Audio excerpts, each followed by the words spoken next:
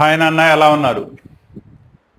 Maths and chemistry syllabus అయితే already start చేసేసాను. దానికి సంబంధించిన క్లాసెస్ ఇప్పుడు దాకా చూడకపోతే కనుక ఆ క్లాసెస్ని జాగ్రత్తగా చూసుకోండి.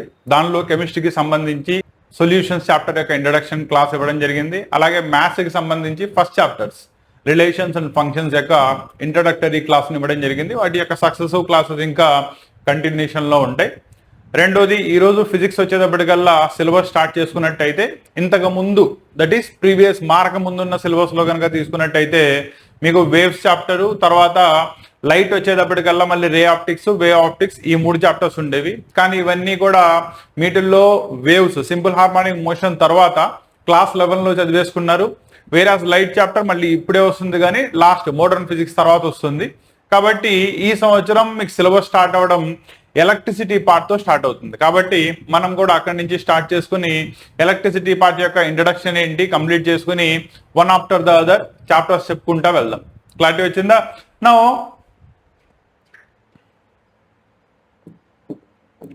క్లాసెస్లో కనుక వెళ్ళినట్టయితే ఎలక్ట్రిసిటీ చాప్టర్ని మీరు ఈ సంవత్సరం 2 పార్ట్స్లో చదువుకుంటారు. ఓకేనా? అందులో ఒకటి వచ్చేటప్పటికల్లా స్టాటిక్ ఎలక్ట్రిసిటీ, రెండోది వచ్చేటప్పటికల్లా కరెంట్ ఎలక్ట్రిసిటీ. దీన్ని మీకు సిలబస్లో 3 చాప్టర్స్ కింద విడగొట్టడం జరిగింది. యాక్చువల్లీ ఎలక్ట్రోస్టాటిక్స్ లేదా స్టాటిక్ ఎలక్ట్రిసిటీ ఈ చాప్టర్ని 2 పార్ట్స్ చేశారు. ఫస్ట్ దానిలో వచ్చేటప్పటికల్లా చార్జెస్, దానికి సంబంధించిన ఫీల్డ్స్ గురించి చదువుకుంటారు.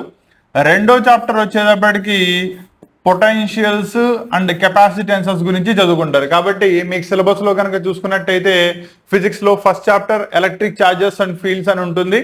రెండో చాప్టర్ వచ్చేటప్పటికల్లా ఎలక్ట్రోస్టాటిక్ పొటెన్షియల్స్ అండ్ కెపాసిటెన్సెస్ అని ఉంటుంది. రెండోది అదే ఎలక్ట్రిసిటీ, దట్ ఈస్ ఎలక్ట్రాన్ కనుక మూమెంట్లో ఉన్నట్టయితే దాన్నే కరెంట్ ఎలక్ట్రిసిటీ అంటారు. కరెంట్ ఎలక్ట్రిసిటీ కంప్లీట్లీ మొత్తం ఒకటే చాప్టర్లో ఉంటుంది. దానిలో స్టార్టింగ్ విత్ ఓమ్స్ లా దగ్గర నుంచి కంప్లీట్ చేసుకుంటూ వీట్ స్టోన్ బ్రిడ్జ్ యొక్క కన్స్ట్రక్షన్, పొటెన్షియోమీటరు, అదంతా కూడా మీరు కరెంట్ ఎలక్ట్రిసిటీ పార్ట్లో చదువుకుంటారు. దాంతో మీకు ఎలక్ట్రిసిటీ పార్ట్ అయిపోతుంది. క్లారిటీ వచ్చిందా? కాబట్టి ఫర్ ద సెకండ్ ఇయర్స్ ఫిజిక్స్లో ఎలక్ట్రిసిటీకి సంబంధించి మీకు 3 చాప్టర్స్ ఉండబోతున్నాయి. 2 చాప్టర్స్ వచ్చేటప్పటికల్లా ఎలక్ట్రోస్టాటిక్స్ లేదా స్టాటిక్ ఎలక్ట్రిసిటీ గురించి మాట్లాడినట్టయితే రెండో చాప్టర్ వచ్చేటప్పటికల్లా కరెంట్ ఎలక్ట్రిసిటీ గురించి మాట్లాడుతుంది. ఓకేనా? దానిలో 1 by 1 చూద్దాం. సో ఈ రోజు మన ఇంట్రడక్టరీ క్లాస్ వచ్చేటప్పటికల్లా ఫస్ట్ దాని యొక్క part, that is electric charges and fields గురించి.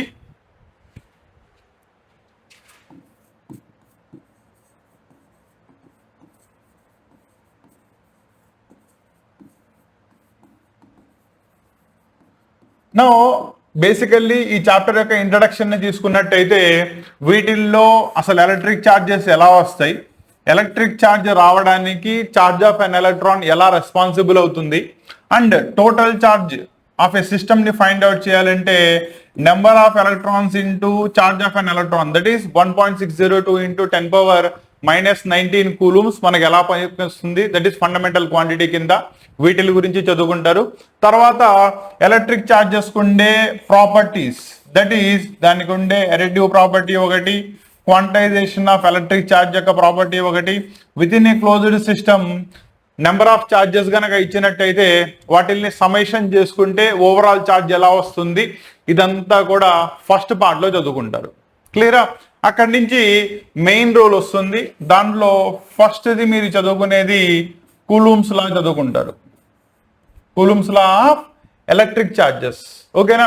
2 చార్జెస్ లేదా అంతకంటే ఎక్కువ charges separated by distance r ఉన్నప్పుడు వాటి మధ్యలో ఉండే attraction or repulsion forces F is equal to 1/4πε0. ε0 అంటే ఆ మీడియం యొక్క permittivity into the charges Q into Q divided by r² ఎలా అవుతుంది, దాని యొక్క స్కేలార్ ఫామ్ ఏమవుతుంది, వెక్టార్ ఫామ్ ఏమవుతుంది. అండ్ 2 చార్జెస్ కాకుండా మల్టిపుల్ చార్జెస్ ఇచ్చినప్పుడు ఒక చార్జ్ ఎక్స్పీరియన్స్ అయ్యే టోటల్ చార్జ్ ఎంత అవుతుంది సూపర్ పొజిషన్ వల్ల, ఇవంతా కూడా కూలూమ్స్ లాలో చదువుకుంటారు. అండ్ కూలూమ్స్ లా అప్లికేషన్స్ లో మీకు ప్రాబ్లమ్స్ కూడా ప్రాక్టీస్ చేయాల్సి వస్తుంది. క్లియర్? ఇది సెకండ్ పార్ట్. మూడో పార్ట్ వచ్చేటప్పటికల్లా ఒక ఛార్జ్ ప్లేస్ చేసుకున్నప్పుడు ఆ ఛార్జ్ తన యొక్క సరౌండింగ్, దట్ ఈస్ తన యొక్క చుట్టూ ఉండే మీడియంలో ఎక్కడ దాకా తన యొక్క ఇంపాక్ట్ ఫోర్స్ ని చూపించగలదు at a distance of R, దాన్నే మీరు దాని యొక్క ఎలక్ట్రిక్ ఫీల్డ్ అంటారు. Therefore electric field is nothing but force per unit charge అవుతుంది. దీని నుంచి ఎలక్ట్రిక్ ఫీల్డ్ ఎలా ఫైండ్ అవుట్ చేస్తారు, ఎలక్ట్రిక్ ఫీల్డ్ లైన్స్ అంటే ఏంటి, ఎలక్ట్రిక్ ఫీల్డ్ లైన్స్ ని బేస్ చేసుకుని strength of an electric field ఎలా ఎక్స్ప్లెయిన్ చేస్తారు, ఇదంతా కూడా మీకు సెకండ్ పార్ట్ లోకి వస్తుంది. క్లియరా? అండ్ దీనిలో లాస్ట్ పార్ట్ వచ్చేటప్పటికల్లా మనం గాషియన్ సర్ఫేసెస్ ని తీసుకుంటాం. ఆ గాషియన్ సర్ఫేసెస్ మీద బేస్ అయ్యి గాస్ లా వస్తుంది. That is nothing but flux through the given medium phi is equal to q divided by epsilon naught or closed integral of E bar dot d s ఎలా అవుతుంది.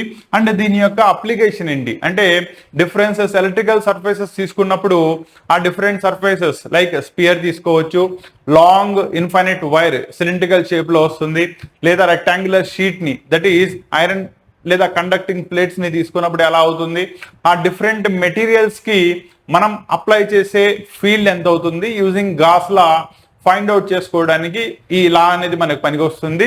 అవి plus దాని యొక్క applications అన్ని కూడా ఈ పార్ట్ లో చదువుకుంటారు. క్లారిటీ వచ్చిందా? దీంట్లో ఎలక్ట్రిక్ ఫీల్డ్ కనుక తీసుకున్నట్టయితే ఎఫ్ వాల్యూ ఆల్రెడీ రాశారు కాబట్టి 1/4πε0 q into q divided by r square divided by small q. ఈ స్మాల్ క్యూ క్యాన్సిల్ అయిపోతే మీకు 1/4πε క్యూ బై ఆర్ స్క్వేర్. దీనిలో అబ్జర్వ్ చేసుకున్నట్టయితే మీరు ఏ ఫీల్డ్ అయితే టెస్ట్ చేశారో ఆ టెస్ట్ చేసిన ఛార్జ్ మీద దాని యొక్క ఫీల్డ్ స్ట్రెంత్ డిపెండ్ అవ్వట్లేదు. ఆ ఫీల్డ్ అనేది ఏ ఛార్జ్ వల్ల అయితే అది ప్రొడ్యూస్ అయిందో దాని మీద మాత్రమే డిపెండ్ అవుతుంది. ఇది ఎలా జరుగుతుంది మనం ఎలక్ట్రిక్ ఫీల్డ్ స్ట్రెంత్ దాంట్లో చదువుకుంటారు. క్లారిటీ వచ్చిందా? దీంతో పాటు ఎడిషనల్లీ చదువుకునే వాటిల్లో మనం డైపోల్ అనే కాన్సెప్ట్ ఒకదాన్ని చదువుకుంటాం. నౌ డైపోల్ వచ్చేటప్పటికల్లా it is nothing but two charges separated by distance with in the same system కనుక ఉన్నట్టయితే, ఒకే సిస్టంలో బోత్ ద చార్జెస్ కనుక ప్రజెంట్ అయి ఉన్నట్టయితే దాన్నే మనం డైపోల్ అంటారు. Generally length of the dipole ని మనం 2a కింద తీసుకుంటాం. బికాస్ సెంటర్ నుంచి ఆ ఛార్జ్ తీసుకున్న ఈ ఛార్జ్ తీసుకున్న సేమ్ డిస్టెన్స్ లో ఉంటాయి. అండ్ మనకు ప్రాబ్లమ్స్ లో ఈజీ అవ్వడానికి జనరల్లీ ఎల్ అనే లెటర్ తో కూడా రాసుకోవచ్చు. కాకపోతే ప్రాబ్లమాటికల్లీ ఈజీ అవ్వడానికి దాన్ని 2a ఫామ్ లో తీసుకుంటాం. అండ్ దీన్ని బేస్ చేసుకుని ఎనదర్ ఛార్జ్ మనం మాట్లాడినప్పుడు సపోజ్ ఇక్కడ సమ్వేర్ ఎక్కడో పి అనే పాయింట్ దగ్గర సమ్ ఛార్జ్ క్యూని కనుక ప్లేస్ చేసినట్టయితే అలాంగ్ ద సేమ్ లైన్ ఉంది కాబట్టి దాన్నే ఏక్సియల్ లైన్ అంటారు. వేరాజ్ ఇదే డైపోల్ కి పర్పెండిక్యులర్ గా ఒక లైన్ డ్రా చేసి అదే పాయింట్ క్యూ దగ్గర ఛార్జ్ ప్లేస్ చేసుకున్నప్పుడు దాన్ని ఈక్వేటోరియల్ ప్లేన్ అంటారు. నౌ ఈ పాయింట్ దగ్గర that is along the axial line దాని యొక్క ఫీల్డ్ ఏమవుతుంది, that is electric field in an axial plane. దాని గురించి చదువుకుంటారు. వేరాజ్ ఇలా పర్పెండిక్యులర్లీ ప్లేస్ చేసినప్పుడు equatorial field that is strength of an electric field in an equatorial field ఎంత అవుతుందో నేర్చుకుంటారు. క్లారిటీ వచ్చిందా?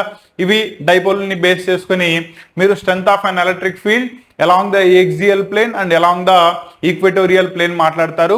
ఇది అయిపోయిన తర్వాత అదే డైపోల్ ని సర్టెన్ సపోర్ట్ ని యూజ్ చేసుకుని ఒక ఎక్స్టర్నల్ ఎలక్ట్రిక్ ఫీల్డ్ లో సస్పెండ్ చేసినప్పుడు ఇది మొమెంటమ్ ని స్టార్ట్ చేస్తుంది. అంటే ఏమవుతుంది, రొటేట్ అవ్వడం స్టార్ట్ అవుతుంది.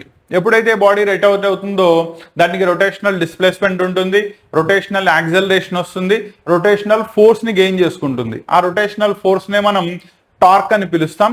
ఆ టార్క్ టౌ వచ్చేటప్పటికల్లా ఈ bar that is nothing but A field లో అయితే నువ్వు ప్లేస్ చేసావో ఆ strength of the field cross product of P bar దాని యొక్క మొమెంటం దానికి సమానం అవుతుంది. ఇది ఎలా అవుతుంది, ఆ డెరివేషన్ పార్ట్ ఏమవుతుంది, అది మొత్తం కూడా దానిలో చదువుకుంటాం. దీన్నే couple acting on an dipole suspended in a electric field, external electric field లో ప్లేస్ చేసినప్పుడు అది ఎంత టార్క్ ని ఎక్స్పీరియన్స్ చేస్తుంది అనే దాన్ని ఎక్స్ప్లెయిన్ చేసే పార్ట్ అవుతుంది. క్లియరా? ఇది మెయిన్ గా ఈ చాప్టర్ లో చదువుకునే కాన్సెప్ట్స్. క్లియరా? మళ్ళీ వరుస పెట్టి ఎలక్ట్రోస్టాటిక్స్ దానిలో ఫస్ట్ ఇది ఎలక్ట్రిక్ చార్జెస్ అండ్ ఫీల్డ్స్ కనుక తీసుకున్నట్టయితే దానిలో మీరు చదివే main syllabus part, introductory part కనుక ఒకసారి చూసుకున్నట్టయితే చార్జెస్, ఆ చార్జెస్ యొక్క ప్రాపర్టీస్ ఎలా ఉంటాయి, కూలుమ్స్లా యొక్క డెరివేషన్, దాని యొక్క అప్లికేషన్స్ ఏముంటాయి, ఎలక్ట్రిక్ ఫీల్డ్ అంటే ఏంటి, ఎలక్ట్రిక్ ఫీల్డ్ ఏ ఏ క్వాంటిటీస్ మీద డిపెండ్ అవుతుంది, అండ్ ఆ ఎలక్ట్రిక్ ఫీల్డ్ ని చూపించడానికి మనం డ్రా చేసే ఎలక్ట్రిక్ ఫీల్డ్ లైన్స్ అంటే ఏంటి, electric field lines strength of an electric field ని ఎలా మాట్లాడతాయి, and strength of an electric field ని మాట్లాడేటప్పుడు ఈ ఫీల్డ్ లైన్స్ యొక్క నేచర్ ఏమవుతుంది, ఇవన్నీ కూడా దానిలో చదువుకుంటారు. తర్వాత గాస్లా యొక్క అప్లికేషన్స్ నేర్చుకుంటారు. ఓకేనా.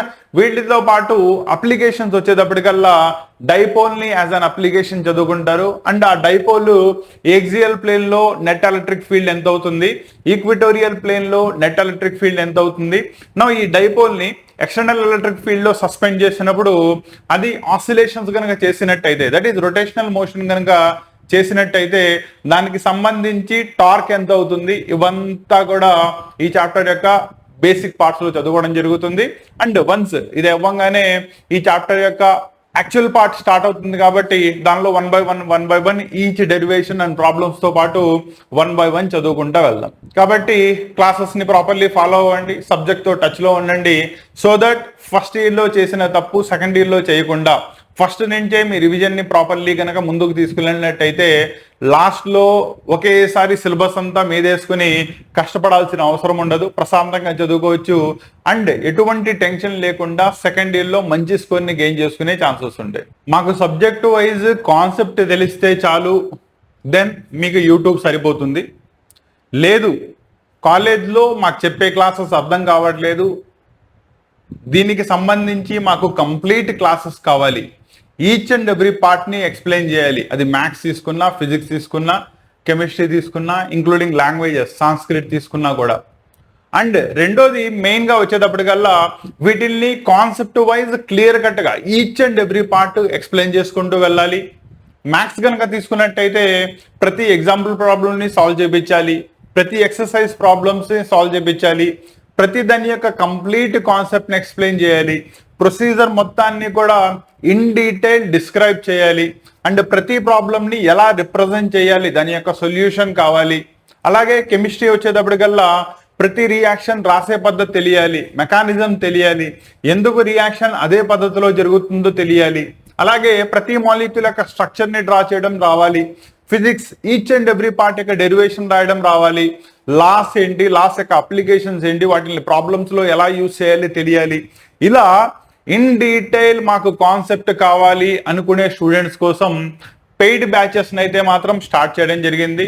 అండ్ ఈ పెయిడ్ బ్యాచెస్ వచ్చేటప్పటికల్లా ఇంటర్మీడియట్ వాళ్ళకి సంబంధించి first year and second year వాళ్ళకి maths, physics, chemistry and Sanskrit విడివిడిగా ఏ సబ్జెక్ట్ కి ఆ సబ్జెక్ట్, ఎందుకంటే ప్రతి స్టూడెంట్ కి ప్రతి సబ్జెక్ట్ రిక్వైర్మెంట్ ఉండకపోవచ్చు, లేదా కొంతమంది స్టూడెంట్స్ కి అన్ని సబ్జెక్ట్స్ యొక్క రిక్వైర్మెంట్ ఉండొచ్చు. ఓకేనా. నో ఆ సబ్జెక్ట్ కి సంబంధించి ఈచ్ అండ్ ఎవ్రీ పార్ట్ ని క్లియర్ కట్ గా ఎక్స్ప్లెయిన్ చేసుకుంటూ దాని యొక్క స్టడీ మెటీరియల్, నా చేతులతో నేను రాసిన hand made study material completely and return study material అన్నమాట. దానిలో మీకు అర్థమయ్యే విధంగా నా క్లాసెస్ ఎలా అయితే ఉంటాయో డిస్క్రిప్షన్ కూడా అలాగే ఉండాలనే ఉద్దేశంతో అదే పాయింట్ ఆఫ్ వ్యూలో రాసిన పీడిఎఫ్స్ అన్ని ఇవ్వడం జరుగుతుంది. అండ్ దాంతో పాటు ఇంపార్టెంట్ క్వశ్చన్స్ లేదా గెస్ట్ క్వశ్చన్స్ అనుకోండి, ఎగ్జామ్ కి ముందు చివరిలోకి వెళ్ళేటప్పటికల్లా కష్టపడడం కంటే ముందు నుంచి అదే పద్ధతిలో కనుక ప్రిపేర్ చేసుకున్నట్టయితే మీకు ఈజీ అవుతుందనే ఉద్దేశంతో అవి ఇవ్వడం జరుగుతుంది. అండ్ దాంతో పాటు ప్రతి స్టడీ మెటీరియల్ మీకు ఇవ్వడం జరుగుతుంది. ఇలా intermediate first year and second year వాళ్ళకి సంబంధించి maths, physics, chemistry and Sanskrit వీటికి సంబంధించిన పెయిడ్ బ్యాచెస్ కోర్సెస్ అయితే మాత్రం స్టార్ట్ చేయడం జరిగింది. కాబట్టి దానికి సంబంధించి మీరు ఎన్రోల్ అవ్వాలి, వాటి ద్వారా నేను ముందుకెళ్ళాలి నా ప్రిపరేషన్లో గనక అనుకున్నట్టయితే కాసిం సార్ క్లాసెస్ ఆండ్రాయిడ్ యాప్ని ఫస్ట్ డౌన్లోడ్ చేసుకోండి. అంటే దానిలో మీకు సంబంధించిన ఫస్ట్ ఇయర్ అయితే ఫస్ట్ ఇయర్, సెకండ్ ఇయర్ అయితే సెకండ్ ఇయర్, ఏ సబ్జెక్ట్ కావాలంటే ఆ సబ్జెక్ట్ దానికి సంబంధించిన కోర్స్ లింక్ కనబడుతుంది, దాన్ని ఎన్రోల్ చేసుకోండి. వన్స్ మీరు గనక ఎన్రోల్ అయిపోయినట్టయితే దానిలో కంప్లీట్ కోర్స్, కంప్లీట్ అంటే త్రూఅవుట్ 1 year మొత్తానికి సంబంధించిన కోర్స్ మొత్తం సబ్జెక్ట్ వైజ్ మీకు తీసుకురావడం జరిగింది. దానిలో మ్యాథ్స్ విడిగా, ఫిజిక్స్ విడిగా, కెమిస్ట్రీ విడిగా, సాంస్క్రిట్ విడిగా మీకు కనబడతాయి. ఏది కావాలంటే దాన్ని ఎన్రోల్ చేసుకోండి అండ్ అక్కడి నుంచి మీ జర్నీ అనేది స్టార్ట్ అవుతుంది. ఓకేనా? ఈచ్ అండ్ ఎవ్రీ పార్ట్, ప్రతి చాప్టర్కి సంబంధించి questions, explanations, complete recorded classes ఇవన్నీ కూడా వాటిల్లో ఇవ్వడం జరుగుతుంది. కాబట్టి వాటితో టచ్లో ఉండండి. మెయిన్గా యూట్యూబ్ దానికిను యాప్ ద్వారా పెయిడ్ బ్యాచెస్లో జాయిన్ అవ్వడానికి తేడా ఏంటంటే, యూట్యూబ్ దానిలోకి వచ్చేటప్పటికల్లా నేను 10th క్లాస్కి సంబంధించి అండ్ ఫస్ట్ ఇయర్, సెకండ్ ఇయర్కి సంబంధించి classes maths, physics, chemistry and Sanskrit upload చేస్తూ ఉంటాను. అవునా? నా ఏ రోజు ఏ క్లాస్ ఎప్పుడు అప్లోడ్ చేయబడింది, ఈ సీక్వెన్స్ అనేది మీకు యూట్యూబ్ ద్వారా సరిపోదు. రెండోది, యూట్యూబ్ అనేది సోషల్ మీడియా ప్లాట్ఫామ్ కాబట్టి దానిలో మధ్య మధ్యలో యాడ్స్ వస్తూ ఉంటాయి. ఓకేనా? అదర్ డీవియేషన్స్ వస్తూ ఉంటాయి. ఇవేమీ కాకుండా కంప్లీట్లీ సబ్జెక్టివ్లీ ఎలా అయితే ఒక కోచింగ్ ఇన్స్టిట్యూట్కి వెళ్ళి, దట్ ఈస్ నా కోచింగ్ ఇన్స్టిట్యూట్కి వచ్చి మీరు ఎలా అయితే ఆఫ్లైన్లో నేర్చుకుంటారో కంప్లీట్లీ డెడికేటెడ్గా, అలా డెడికేటెడ్గా only classes, daily classes upload అయినాయా, విన్నామా, వాటిల్లో క్వశ్చన్స్ అన్ని కూడా రివైజ్ చేసుకున్నామా, సబ్జెక్టివ్లీ ఇస్తున్న ఎగ్జామ్స్ అన్ని కూడా రాస్తున్నామా, మన వాల్యుయేషన్ ఎలా ఉంది, ఇలా ఒక ప్రాపర్ పద్ధతిలో కనుక డిజిటల్లీ మీకు కావాలనుకుంటే యాప్ ద్వారా పెయిడ్ బ్యాచెస్ అనేవి బెస్ట్ ఆప్షన్ అవుతుంది.